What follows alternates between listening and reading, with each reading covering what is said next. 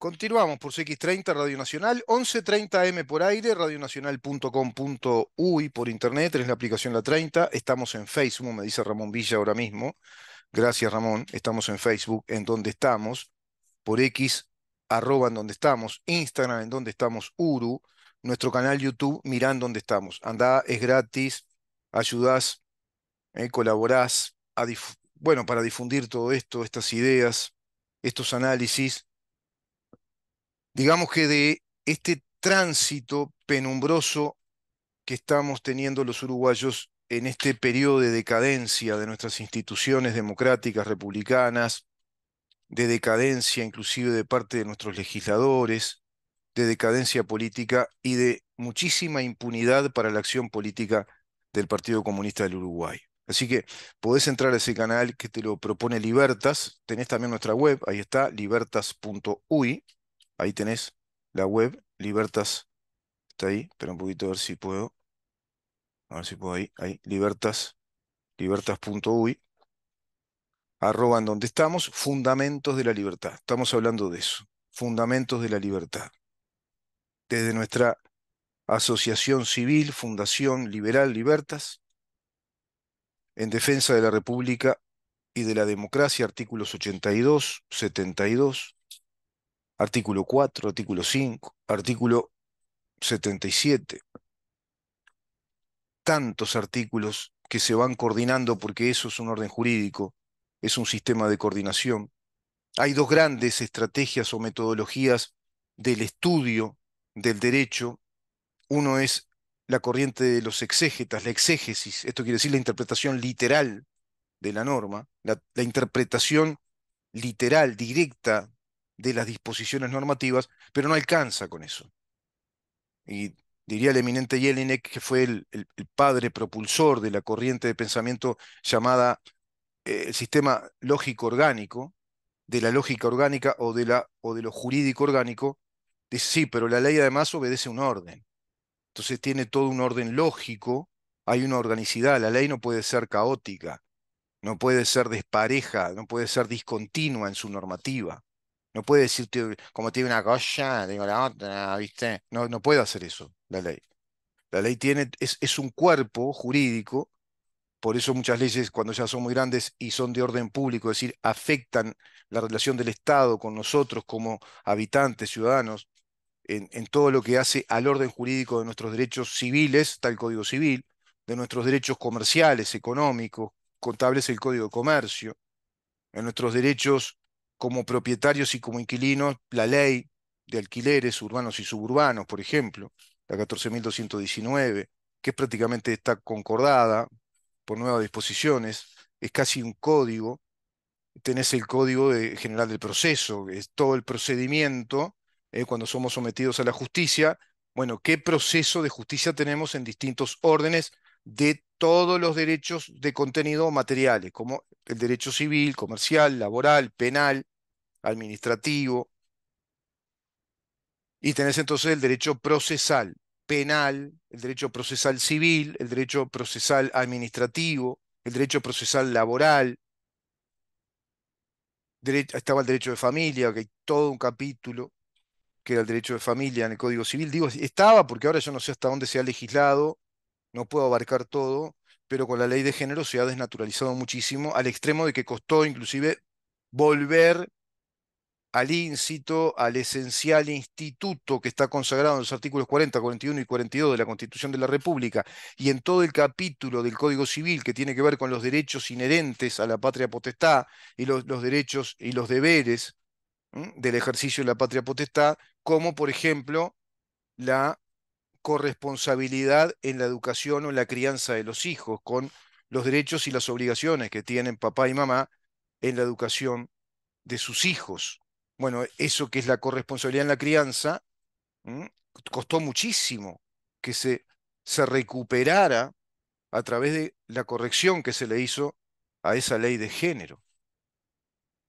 Estamos realmente muy mal, pero ahora ya estamos ante el sicario que está apuntando con una mira, bueno, telescópica de alta precisión, para que, digamos, se disparen esas balas, que son todos los votos, que si son el 50 más 1%, saldría este plebiscito que es directamente un atentado contra todo nuestro orden jurídico, contra la estabilidad jurídica, contra los principios constitucionales, los derechos constitucionales fundamentales consagrados por la Constitución, como el derecho a la propiedad, el derecho a la actividad legítima vinculada a la propiedad y los derechos adquiridos, los derechos generados, que te quitarían, te borrarían todo lo que vos hiciste durante muchos años con tu esfuerzo, con tu trabajo, ahorrando, capitalizando.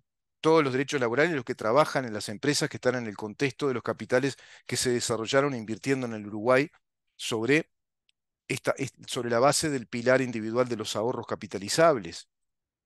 Eliminarían un régimen de la seguridad social por constitución, tampoco se puede. Es materia reservada a la ley. Es legislativo, es por la vía legislativa, no por la vía constitucional. ¿Cómo instalar en la Constitución una norma que al cabo de 1, 2, 3 años ya no tenga sentido? La Constitución tiene voluntad de perpetuidad, como diría el eminente Justino Jiménez de Arechaga. ¿Por qué tiene voluntad de perpetuidad? Porque las normas que la Constitución establece son normas universales, generales, son consagración de principios jurídicos que informan al orden jurídico, por lo tanto son normas generales, universales, que tienen el mismo valor hoy, mañana, dentro de 10, 20, 50 años. Todos somos iguales ante la ley, siempre va a tener el mismo valor. Principio de seguridad jurídica siempre va a tener el mismo valor. Que todos los habitantes de la República tenemos el derecho a ser protegidos en el goce de la vida, el honor, la libertad, la seguridad, el trabajo y la propiedad, siempre tienen el mismo valor. Siempre es así. Ahora que te digan, que la Constitución te diga que va a confiscar la propiedad privada, que en este caso involucra 24.000 millones de dólares, implica 24.000 millones de dólares, y que va a prohibir la actividad laboral, y que eso quede para siempre, no va a tener sentido. Va a haber una norma que diga que se prohíbe la actividad privada vinculada a la propiedad privada y que se confisquen todos los bienes y la propiedad resultante de esa actividad, con efecto retroactivo. Y cuando eso ocurra, cuando sea un hecho consumado, el delito, ¿no? El sicariato, el asesinato consumado, ya no tiene razón de ser. Esa constitución no va a tener sentido, porque te va a estar diciendo que el derecho de propiedad es inviolable y después hay una norma que te diga, que te va a decir confísqueselos. ¿Y cómo? Si ya se confiscaron, ¿para qué sigue esa norma si ya eso es un hecho puntual? O sea, hasta legislan una coyuntura que prevén, algo coyuntural, algo eventual. No se pueden legislar eventualidades en la Constitución. Por eso sabiamente dice, lo que es seguridad social es materia reservada a la ley, es por ley. Y a su vez es iniciativa privativa del Poder Ejecutivo, por lo tanto no puede ser sometida ni a plebiscito ni a referéndum. Es otra ley que puede derogar esa ley y puede derogar parcialmente, es decir, puede reformarla. No necesariamente tiene que derogar toda la ley. Pero si surge una nueva ley del régimen social, reconoce la ultraactividad de la ley anterior. ¿Qué quiere decir? Que la ley anterior, a pesar de que murió hacia el futuro, no hacia el pasado. ¿Verdad? Esa paradoja se da en el derecho. Esa ley que ya no está vigente porque fue derogada por otra ley, le sigue dando los mismos derechos a los que están bajo esa ley. Es como pasa en el derecho penal. Si vos cometiste un delito, vas a ser juzgado bajo esa disposición penal que tipifica el delito de esa manera, no por una nueva disposición de la penal que tipifique ese delito de otra manera.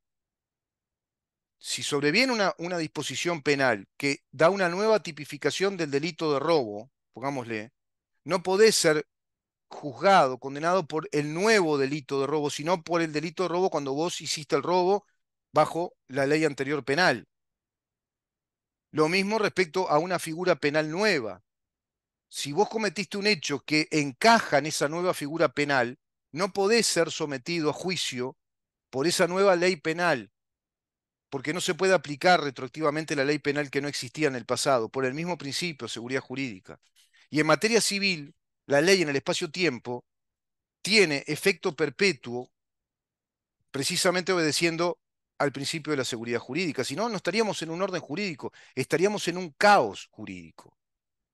¿Se entiende eso? Entonces, ¿cómo se va a legislar por la vía directa, es decir, por la vía plebiscitaria, una normativa que contradiga la Constitución, que la contradiga en sus derechos fundamentales y que a su vez le dé efecto retroactivo a esa contradicción absoluta, a esa contradicción respecto al derecho de propiedad como inviolable y la legítima actividad vinculada al derecho de propiedad, pero a su vez que se disponga, que tenga efecto retroactivo todo eso y que se confisque todos los derechos que adquiriste, todos los derechos que adquirieron los uruguayos, derecho de propiedad, el derecho adquirido de propiedad, los derechos laborales, los derechos financieros de propiedad, los derechos materiales de propiedad, los derechos económicos de propiedad, todo eso va a ser abolido prácticamente, prohibido por la Constitución con efecto retroactivo.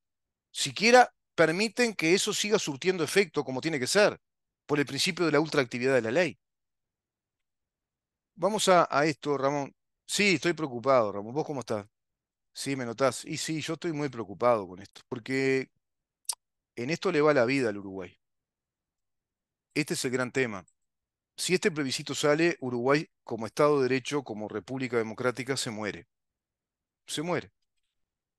Con el precedente además que sienta, ¿no? A nivel legislativo y hacia el exterior, la falta de credibilidad se va a caer así de modo repentino, instantáneo, digamos, la credibilidad internacional. Ese rango inversor se cae inmediatamente. Entonces, yo traje este texto para cerrar esta nota y ya recibir al doctor Conrado Rodríguez. Un país cambia cuando cambia el pensamiento de su gente, pero el cambio puede ser para bien o para mal. El cambio no es una virtud, cambiamos todo el tiempo, pero podemos cambiar para bien o para mal. Partamos de esta premisa. Entender la realidad es lo más difícil. Lograr a ciencia cierta entender la realidad, por ejemplo, nuestra realidad política, nuestra realidad jurídica, nuestra realidad institucional, la historia institucional del Uruguay, el presente, toda nuestra historia, todo eso es la realidad política, jurídico-política, jurídico-institucional, la sociología política del país, las estrategias electorales, la sociología electoral, el comportamiento también de las autoridades, en este caso electorales. Hago esta pregunta al votante uruguayo en este año electoral precisamente, porque considero que puede ubicarlo un poco. Es esta la pregunta. Usted o vos, que me escuchaba que tenés 18 años, 19, 20, te digo usted, dice así, vos, ¿querés que los vecinos de Casabó, Cerro Norte o Marconi puedan vivir como los de Malvin o Punta Gorda o Carrasco? ¿O vos querés que los vecinos de Malvin terminen viviendo como los de Casabó, Cerro Norte o Marconi? Esa es la gran pregunta.